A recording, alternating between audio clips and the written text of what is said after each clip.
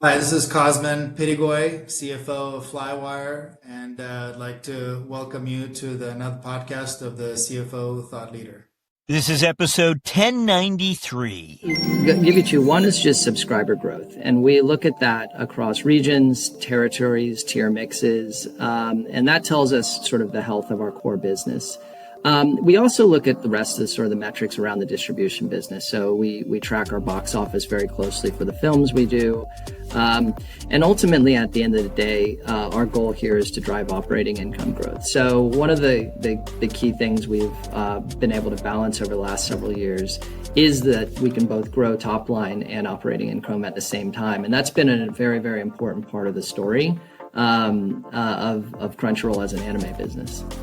We really have to continue to execute on this plan. And so that requires us to think a lot about making sure that our content pipeline is strong for our customers and making sure that everybody in the anime ecosystem knows and is excited about sort of what Crunchyroll is building.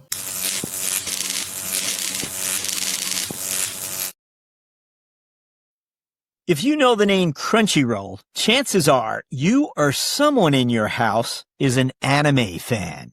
Travis Page entered this universe through strategy, not spreadsheets. After music industry roadwork and Wall Street deal-making, Sony Pictures tapped Travis to hunt growth. He helped to stitch together 7 anime acquisitions, including Funimation, then merged it with Crunchyroll. When Sony sought a strategic CFO to scale the growing service, his boss nominated him. You'll hear that story and more on today's episode. Our talk with CFO Travis Page begins after this. When it comes to company spend, most finance teams are on defense, reacting to surprise spend, chasing receipts, saying no. But there's a better way. Meet Brex, the AI-powered spend platform that boosts a company's control, earnings, and speed. 99% of customer spend is compliant. 11 million hours saved on expenses and accounting through automation. $681 million plus dollars back to customers in business building rewards. Make every dollar count with Brex. Hey, hello, we're speaking with Travis Page, CFO of Crunchyroll. Travis, welcome. Thanks, Jack. Thanks for having me. So we look forward to talking to you. This is an interesting business. Crunchyroll, for our listeners, I'll say up front here, is a global anime and entertainment platform and streaming service. But Travis, as always, we begin by asking you to look back in time before your Crunchyroll days. And we want to know what those experiences were that you feel best prepared you to emerge as a CFO and as a finance leader. When you look back in time, what would those be? Yeah, so I had a little bit of a non-traditional route to the CFO suite. I probably haven't worked all that much in a finance department in my career.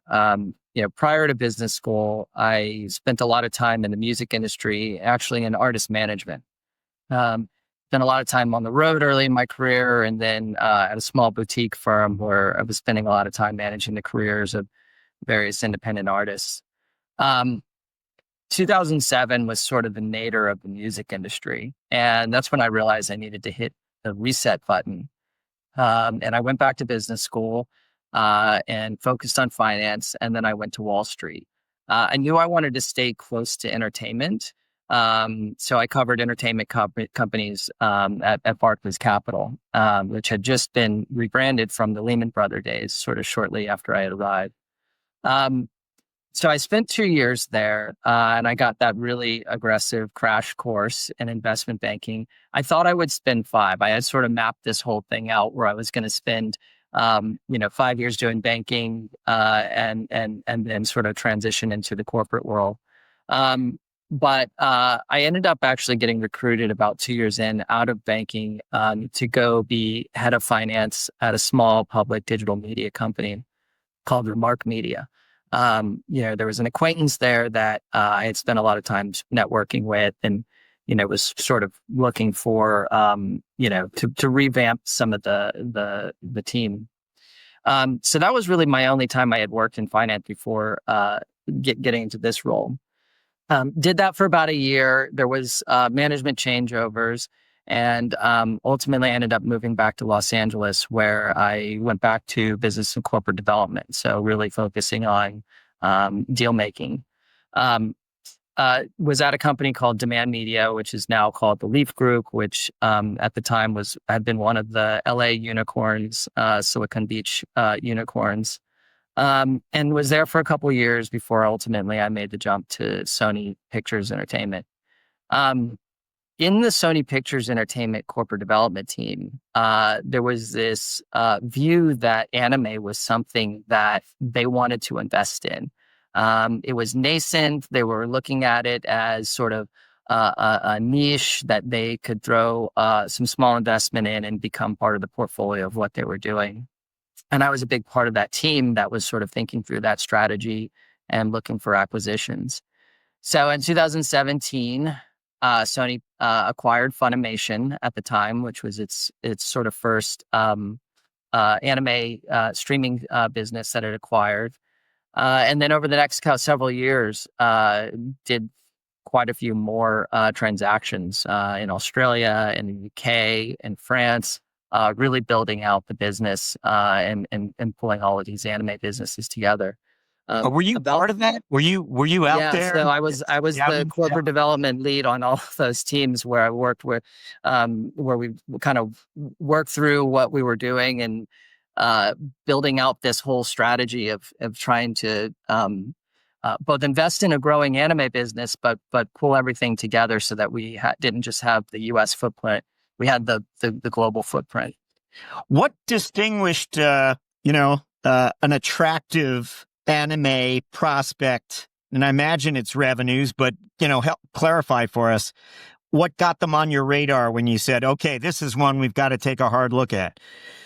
Yeah. I mean, at the end of the day, anime is all about content and storytelling, right? And so what we looked for was the companies that had built out the ability to get the rights from the Japanese studios, could deliver it to the customers in a way that the customers wanted. So with Funimation, it was a nascent streaming service, but there was also home video, there was theatrical, there was consumer products.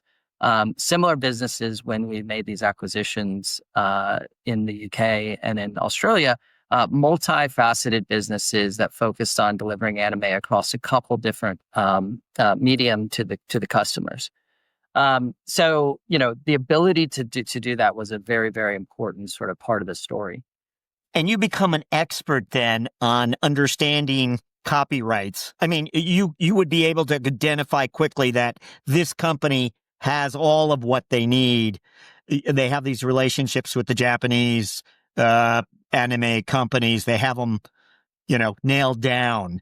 Am I overstating that, or how would you describe it? And you're right. That was a big part of it. So when we were looking at the different sort of businesses that were coming together as part of what's now ultimately the Crunchyroll business, the relationships with Japan were important. It's extremely relationship driven type of business, and at the end of the day, the ability to sort of secure those rights and build that trust with the partners was one of the key sort of aspects that we looked at.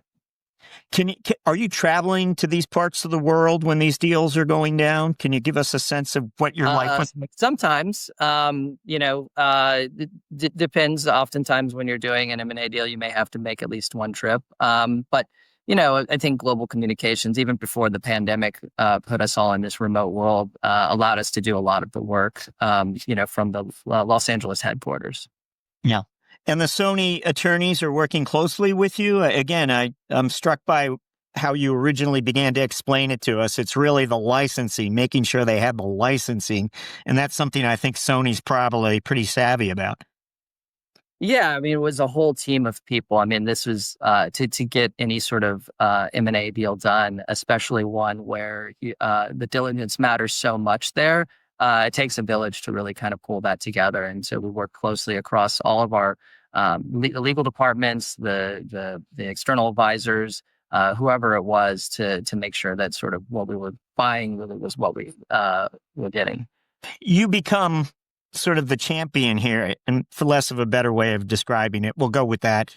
Why was it you? Why did you find this niche and you became an expert because you did one deal and you were the natural one to do the next one? Or what would you tell us? Yeah, I would say that there was a lot of champions. So this was something that I think strategically, the management team at Sony Pictures and at Sony Corp, the value and the growth of anime was earlier than we are today, but it was seen. There was definitely a vision, and so sort of being in the right place at the right time for me, where I was able to work on these deals, was a big part of the story. Okay, how many were there deals related to anime when you were part of the Sony team? What would you reckon? I think over the course of the last since 2017, there's probably been about 7 acquisitions over that time period. This seems like a very exciting, to me, and we speak with a lot of finance and accounting types.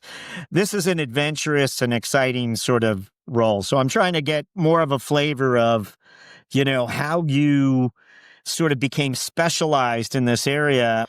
And at some point along the way, Travis, did you raise your hand to become CFO of this entity when they decided to, form it? I mean, or, did the opportunity just come your way?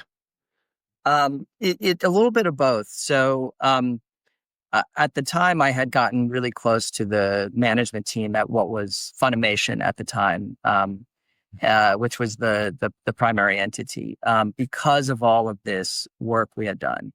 And as I had gotten really close to them, working very closely across their long-term strategic plan and some of these M&A deals, the CFO role came up. And at the time, my boss, who was the head of corporate development at SPE, thought I would be perfect for the role. And so she actually put me up for it without sort of even thinking about whether to ask me. And it was like a great opportunity. And so when they approached me about it, I said, I wanted to jump at the opportunity. I loved working with the management team and I loved the business. So it was SPE. Yep. I'm sorry, SPE, Sony Pictures Entertainment. Is that right? Yes. Correct. Your boss was at SPE. Okay. Yeah. Tell us a little bit about yourself and how, you were probably, sure, who wouldn't want to be CFO? At the same time, you want to broaden yourself and make sure you know all of what you're getting into here. Can you tell us a little bit about what you did perhaps to prepare yourself for the role, or after your arrival, what you did to, make certain? Yeah, I imagine you made certain you had a good controller. I don't know, but what would you tell us? Yeah, Jack. Yeah, absolutely. One of the reasons why that I was a fit for the role at the time was a lot of the focus was on growth and both inorganic and organic growth, and so bringing in a strategic CFO was sort of top priority for the Crunchyroll management team at the time. So what I knew is that I would be able to bring that would be my natural talents, but I was going to have to supplement myself with a strong team in a lot of other areas, which I didn't have the background in.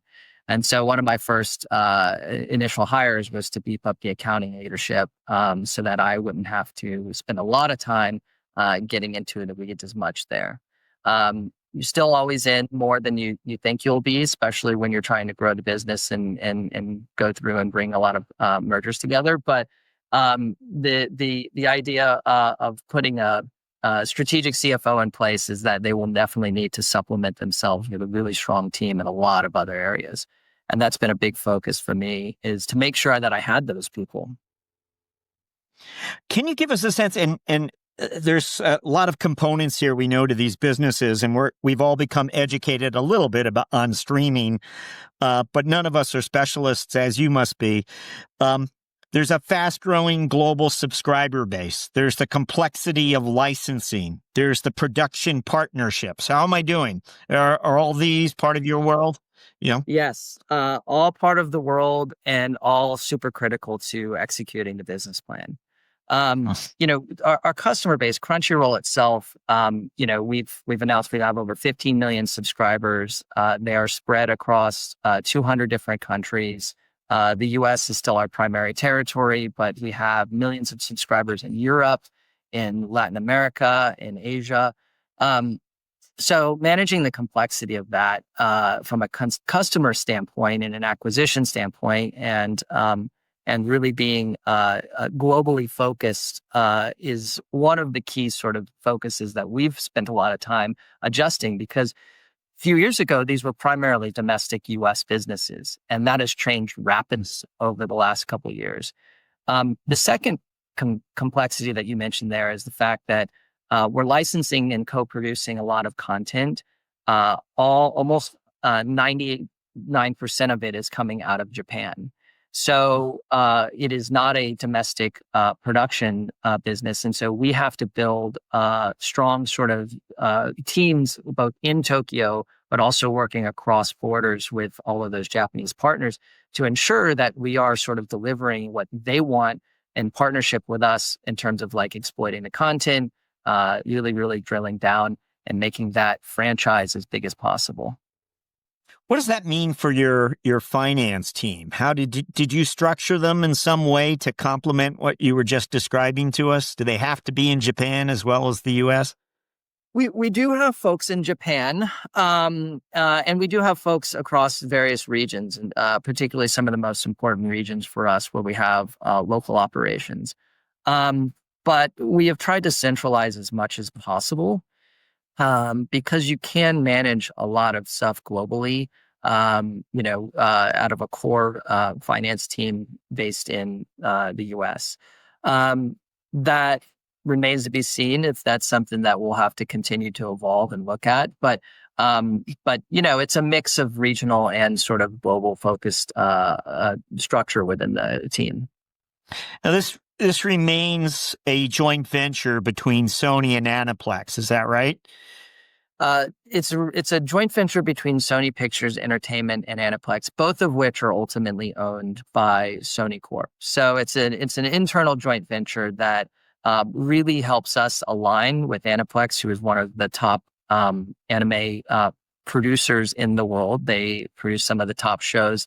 And so having them as one of our parent companies and partners across the Sony Group Corp allows us really to leverage that expertise and get access to some of the best content available.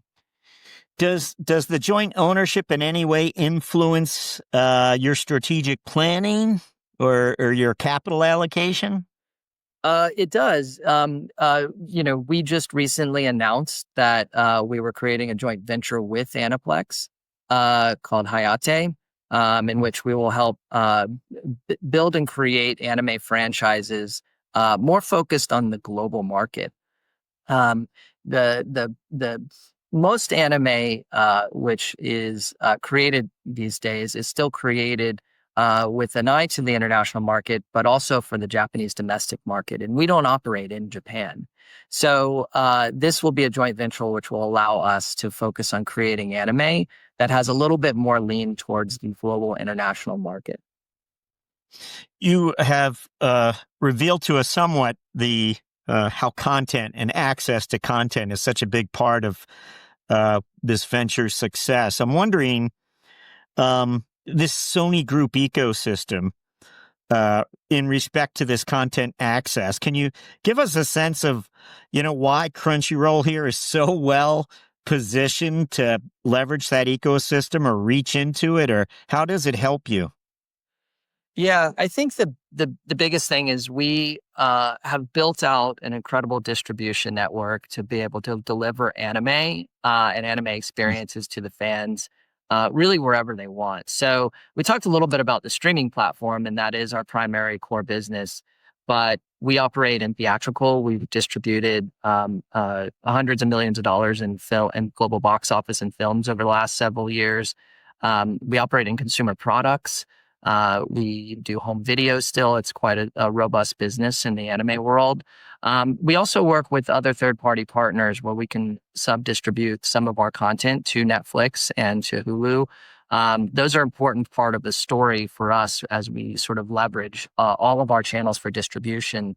And it really sort of helps us both within the Sony ecosystem to tell that story about why Crunchyroll is important, but also across the rest of the anime ecosystem and the other partners we work with in Japan. Well, should we expect this company to remain acquisitive going forward for the next few years? I won't say no. I mean, it's not. We don't have anything in the pipeline, but I think the goal here is growth, and so whatever that looks like, I think we would be open to it. Here's our KPI question, no matter what industry you're in, we're always curious as to what are the KPIs or metrics that you're paying closest attention to when you're trying to evaluate the performance of this streaming service. What are those KPIs or metrics? Yeah, I'll give you two. One is just subscriber growth, and we look at that across regions, territories, tier mixes, and that tells us sort of the health of our core business. We also look at the rest of sort of the metrics around the distribution business. So we track our box office very closely for the films we do. And ultimately, at the end of the day, our goal here is to drive operating income growth. So one of the key things we've been able to balance over the last several years is that we can both grow top line and operating income at the same time. And that's been a very, very important part of the story of Crunchyroll as an anime business. Having come out of corporate development, I imagine your FP&A people would be associated with anything you're evaluating to possibly acquire. But how else are you using your and I don't think you have a big team necessarily, but there must be maybe a few individuals who you count on as FP&A pros. Yes, or what would you tell us? What do they do? Yeah, we have a very strong FP&A team, and they lead all of our annual budgeting, mid-range and long-range planning. It's a team that largely has been a few of them came through the merger of Funimation and Crunchyroll, but a lot of them have been hired in the last couple of years as we've built this team out, and they have been incredibly important, both to sort of that long-range strategic planning, but also as sort of operating partners to all of the key business folks within Crunchyroll. We also have a strategy team that operate very closely in evaluating potential sort of non-organic growth. And they work very closely with the folks at Sony to help evaluate some of these things and to transact some of these deals. So it's a really good partnership between FP&A, strategy, and then the folks at Sony. I would assume those strategy people, those are the same colleagues that you worked closely with originally as you entered the Sony world and started evaluating acquisitions. Yeah, I mean, we all work very, very closely. And so the strategy folks who are helping sort of evaluate any potential sort of non-organic growth, whether it's a joint venture like the Hayate one or acquisitions in the future, they do work very closely with the finance team because everybody has to be on the same page and really understanding sort of what is the strategic value and what is the sort of future forecast of what this business might be.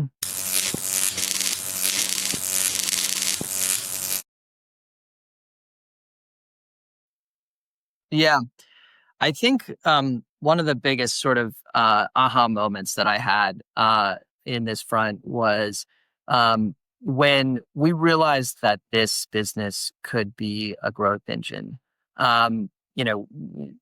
There was a moment in around 2018, and I think you can go back and see some of the interesting things written where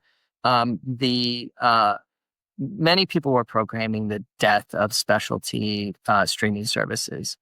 As the general entertainment streaming services were investing more and more in niche categories, everybody felt like it would be better to have all of those categories in one giant general entertainment streaming service. And I think as we were looking at these businesses and we were understanding the structure of them, we realized that was could be that we could actually grow this business, and that wasn't the case, and that this is something that we should invest in.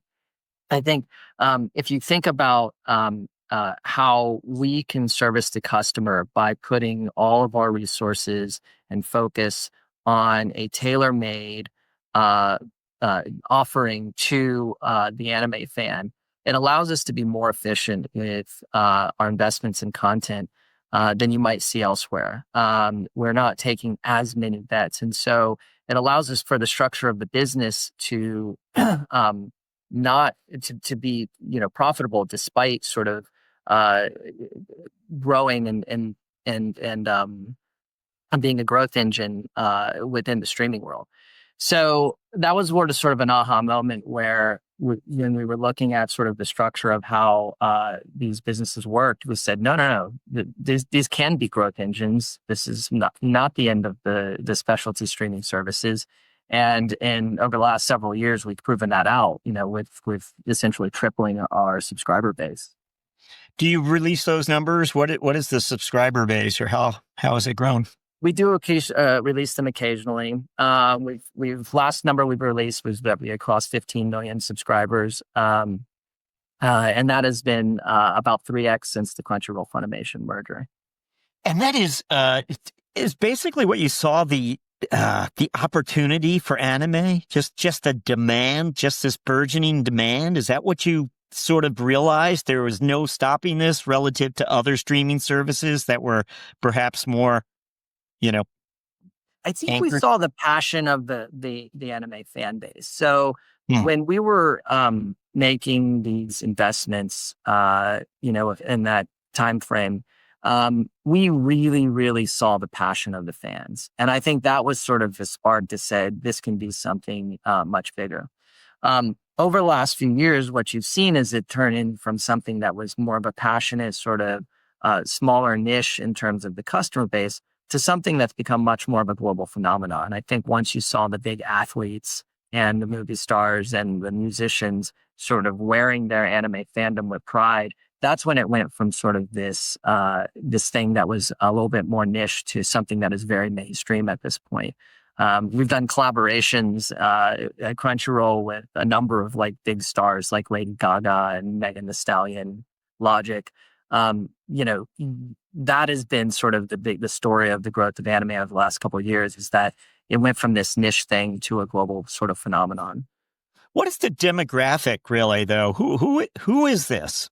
Who is watching anime? Who is consuming anime? What is the age demographic or the type of customer it is? Yeah, it varies a lot. I mean, obviously we're global, and so you're going to get a different answer maybe by different country. But in general, we're talking about people who are teenagers up through sort of their 20s. We even have fans all the way and customers all the way into their 30s. It really depends on what generation of anime you came in. So if you came in watching Dragon Ball in the 1990s, you're probably a little bit of an older fan and you really, really enjoy some of those classic titles. But if you've come in the last couple of years or more recently with our big hit show Solo Leveling, you might be one of the younger fans. And so it's a pretty broad sort of demographic of customers. One of the things to note about anime is it's not really a genre. It's more of a medium. And so you have a lot of different genres within that medium. So you can be everything from a fan of, really cerebral sci-fi anime or fantasy, or you can be a fan of, romances. And so that allows for a very broad demographic base. It's not something that is focused or concentrated just on one type of customer. So we're going to jump to what we refer to as our mentoring round. And you came up what we say the corporate development path, not the accounting path, not necessarily the financial budgeting and planning path either. It was a strategic corporate development. When you arrived in the CFO role, We're wondering, what is it? If you could go back in time and just give yourself some advice. And again, it was, I guess, 2020. So you've been in the role for 5 years now, nearly. What would you tell us? What is that piece of advice if you could go back in time and tell yourself, here's what maybe I would have appreciated knowing? What would that be? Yeah, Jack, I think the biggest thing I probably would say is lean in to make sure that finance has a seat at the table, particularly around strategic and operating discussions. I like to brag that when my FP&A team gets so embedded with their partners that they start getting invited to the offsites and staff meetings, we've sort of accomplished our goal. Because I want the businesses to really feel like finance is their advisor and partner. And doesn't isn't just the team that sort of counts the numbers and then forecasts them as a separate third party. And so that is the one thing that I would say is that embrace that. And I think the businesses are hungry for that. They want to have that partner who can sort of give them that insight so that they can feel like they're making the right decisions all along the way. Nice. We also always like to ask our guests to reflect a little on the personal side. Travis, anything you care to share with us from the personal side, something your colleagues might not even know about you? Could be an interest from your past, a sport that you pursued. Don't know. Anything? The one thing I would say is, I've thought a lot about sort of the leaders that I've worked with throughout my career. And I always said that one of the best leaders that I've ever worked with was somebody actually I spent time with when I was touring as a roadie early in my music industry days.